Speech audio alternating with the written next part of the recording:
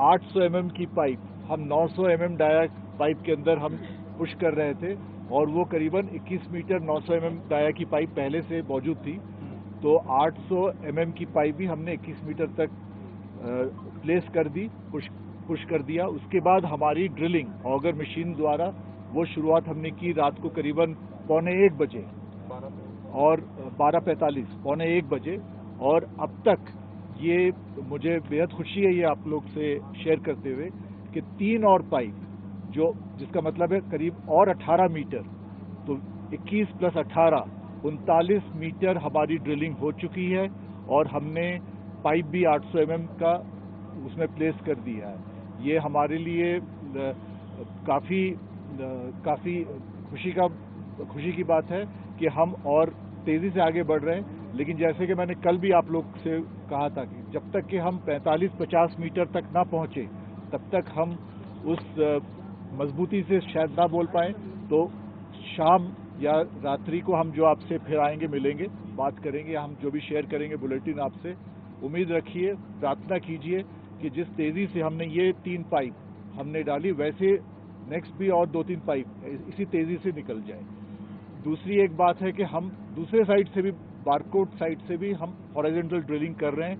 उसमें भी हमारी तीसरी ब्लास्ट हो गई रात को और वहाँ से भी हम अभी 7.9 मीटर, लगभग 8 मीटर हम उधर से भी प्रवेश कर चुके हैं। जो हमारा आप लोगों को एक वीडियो कम्युनिकेशन के बारे में पता चला था, उसी प्रकार से हमारे एनडीआरएफ और एसडीआरएफ की टीम ने एक ऑडियो कम्युनिकेशन चैनल भी उनके साथ स्थापित किया है, जिसमें उनसे अब पहले जो पाइप के थ्रू बोल के बात की जा रही थी, पाइप के अलावा वहाँ पर एक वायर के थ्रू एक माइक्रोफोन और स्पीकर उस साइड चला गया है और इस साइड हमारे पास एक हेडफोन के थ्रू और माइक्रोफोन के थ्रू उनसे बात हो पा रही है। तो सबसे पहले जैसे जब एस्टेब्लिश हुआ तो हमारे डॉक्टर्स ने भी उनसे बात की, उनका सभी का स्वास्थ्य का हालचाल जाना।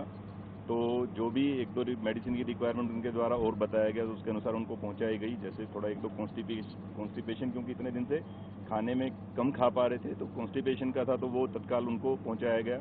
तो डॉक्टर्स ने बात की। अभी उनके लिए जैसे जो एक मेंटल हेल्थ का भी एस्पेक्ट होता है, उसके लिए जो हमारे एक्सपर्ट हैं उन्होंने भी बात की है। और क्योंकि इमीडिएटली एक साथ बात ना करके थोड़े थोड़े समय में बात की जा रही है ताकि आराम से वो लोग एक एक करके बात कर पाएँ, तो एक एक करके सभी से बात करने का उनका अभी टारगेट है कि सभी से एक बार जो भी एक उनकी मेंटल हेल्थ का एस्पेक्ट जानने के लिए एक साइकेट्रिस्ट जो हैं, एक्सपर्ट हैं, वो बात करेंगे। इसके अलावा उनसे मैंने स्वयं बात की है, उनके जो हेड हैं हमारे खुलवे सर ने उनसे बात की है।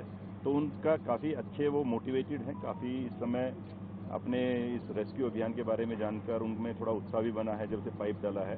तो वो बहुत ही पॉजिटिव हैं। सबसे ज़्यादा मैं आप लोगों से शेयर करना चाहूँगा कि अंदर जो टीम है वो आप लोगों ने वीडियो भी देखा है, उनके विजुअल्स भी देखे हैं और जब उनसे बात भी हुई है तो बात से भी सुन के पता चलता है कि वो लोग काफ़ी अच्छी मेंटल स्थिति में हैं और दे आर मोटिवेटेड। वो कह रहे हैं कि साहब बिल्कुल हम लोग यहाँ मोर्चा संभाले हुए हैं, कोई दिक्कत नहीं है। तो इसके बारे में आप लोगों को अवगत करना चाहते थे कि खाना सफिशिएंट क्वांटिटी में उनके पास पहुंच गया है। जो कुक्ड फूड होता है, जो फ्रेश कुक्ड फूड होता है, वो भी उनके पास पहुंचाया जा रहा है लगातार। अब उसके बाद से जैसे आप लोगों को पता है, जब से फूड पाइप एस्टेब्लिश हुई है जो हमारी 6 इंची वाली, उसके माध्यम से सारी चीज़ें हमारी जा रही हैं सुचारू रूप से। नीचे जो काम चल रहा है वो एक अलग मशीन से चल रहा है और जो फूड पाइप है वो फूड पाइप का अलग से उसमें काम लगातार इस प्रकार से जारी है, जिसके द्वारा कम्युनिकेशन और खाना वगैरह कुछ एसेंशियल, इवन उनके लिए कुछ कपड़े, जैसे कि आप जानते हैं अंडरगारमेंट बेसिकली जो आदमी को जरूरत होती है, टावल्स वगैरह, इस तरीके के छोटे छोटे तहमल वगैरह जो उसमें जा सकते हैं, वो भी चीज़ें, ब्रश, वो चीज़ें भी पहुंचाई गई हैं। जो असेंशियल्स हैं, जो बेसिक असेंशियल्स होते हैं, उनकी भी कोशिश की जा रही है जैसे जैसे जाते जाएंगे। तो ये आप सभी को अवगत कराना। अगर कोई अड़चन नहीं होती है, जैसे कि कल मैंने बहुत डिटेल में बताया था कि बड़े बोल्डर आ सकते हैं, पत्थर बड़ा आ सकता है, कोई लैटिस गर्डर अंदर होते हैं हमारे।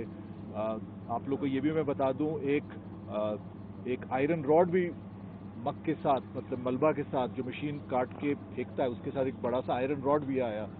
ये हमारी खुशकिस्मती है कि वो अंदर ट्विस्ट होके, टर्न होके मशीन को रोका नहीं, उसने सीधे ही निकाल के फेंक दिया।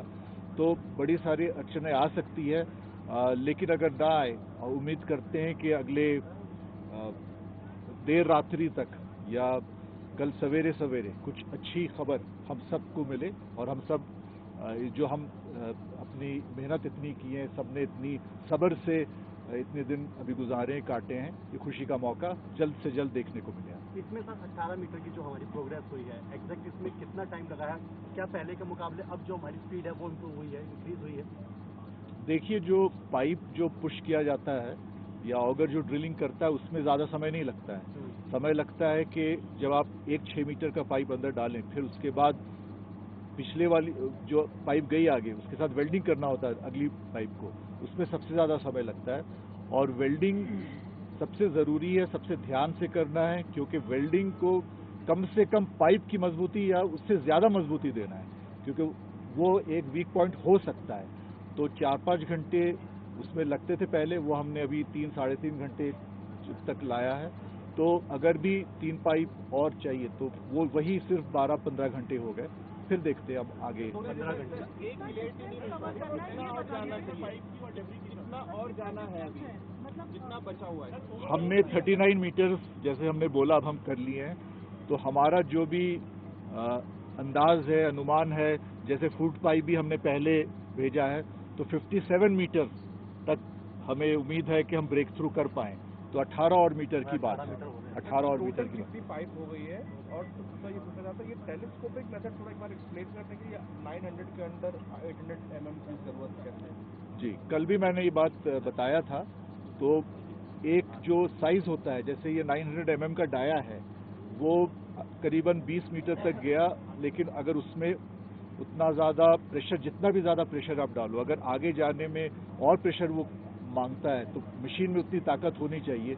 मशीन की ओवर कैपेसिटी भी हम नहीं कर सकते। तो टेलीस्कोपिंग एक ऐसा मेथड है कि आप पाइप के अंदर और एक पाइप डालें, तो पहला वो 21 मीटर तो आराम से चला जाएगा, क्यों स्मूथली चला जाएगा, बड़े पाइप के अंदर है। और उसके बाद उसको स्ट्रेंथ मिल जाता है वहीं से सिर्फ पुशिंग करने का। तो छोटा हल्का सा डाया कम किया, लेकिन स्ट्रेंथ उसमें ज़्यादा मिला हमें। टोटल कितनी पाइप चली गई अभी तक? और सर क्या अभी 800 mm की डायमीटर से इसके बाद में क्या कम किया जाएगा, क्या 700 जाएगा, ऐसा कुछ होगा टेलीस्कोपिक मेथड से? देखिए, ये टेक्नोलॉजिकल सॉल्यूशंस हम लगातार इस पे काम करते रहते हैं और हमें डायनामिक रहना होता है। और अगर हल्की फुल्की कोई अड़चन आई, जैसे मैंने 800 और 900 के बारे में बताया आपको, उसमें अगर हमें लगा कि मशीन जो है हमारा 600 टन प्रेशर डालता है, अगर हम देख रहे हैं कि उसका कैपेसिटी के करीब आ रहा है, कोई भी मशीन का हम ऑप्टिमम कैपेसिटी बिल्कुल 600 टन पे हम नहीं डालेंगे प्रेशर। तो अगर हम देखेंगे एक थ्रेशोल्ड के आसपास वो आ रहा है, शायद ये डिसीजन लेना पड़े, बट ना ले तो बेहतर है, ताकि जल्द से जल्द हम 800 mm फिर जाएं। क्योंकि ऑगर मशीन काम कर रही है, लगातार काम चल रहा है। ऑगर मशीन लगातार काम कर रही है, ड्रिलिंग का काम लगातार चल रहा है, तैयार है। अभी तक की टीम सब जगह रेडी है, बहुत बढ़िया से काम कर रहा है, आगे भी अच्छा काम कर रहा है। और उम्मीद करते हैं कि अगले जितने घंटे तैयारियां की जा रही है, काम करे बिल्कुल वो ठीक सारी ठाक तैयारियां की जा रही सर, एक छोटा सवाल और पूछना था मुझे, क्या ऐसा मान सकते हैं कि जो चांसेस होते हैं बड़े रॉक ऐसे किसी चीज का आने का, वो मिड में ज्यादा होते हैं, and now we have crossed it, तो चांसेस कम है, ऐसा हो सकता है? आपकी पहली बात सही है कि मिड में चांसेस ज़्यादा हैं, क्योंकि एक जो स्ट्रक्चर बनता है जब मलबा गिरता है वैसे पिरामिडिकल ही बनता है, तो बीच में सबसे ज़्यादा अड़चनें आने की उम्मीद या हम सोचते हैं कि सबसे ज़्यादा अड़चन वहाँ आए। और ऐसा नहीं कि हमने पूरा वो क्रॉस कर लिया है, अभी भी और 8-10 मीटर रास्ता बाकी है। पूरा तो 18 है, बट कम से कम हमें 50 मीटर तक आने दीजिए, फिर हम ये बात कह सकते हैं।